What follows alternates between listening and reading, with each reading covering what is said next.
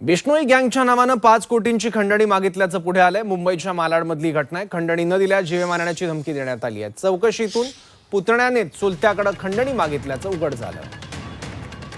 बिश्नोई गँगचा सदस्य बोलत असल्याचं भासवण्यात आलं फोनवरून, पण वास्तविक तो त्याचा चुलताच निघालाय। पोलीस तपासानंतर ही बाब उघड झाली आहे। पुतण्या मोठ्या भावाचा मुलगा हा बिझनेसमध्ये थोडासा त्याला नुकसान झालेलं आहे आणि आर्थिक परिस्थिती त्याची खराब झालेली आहे।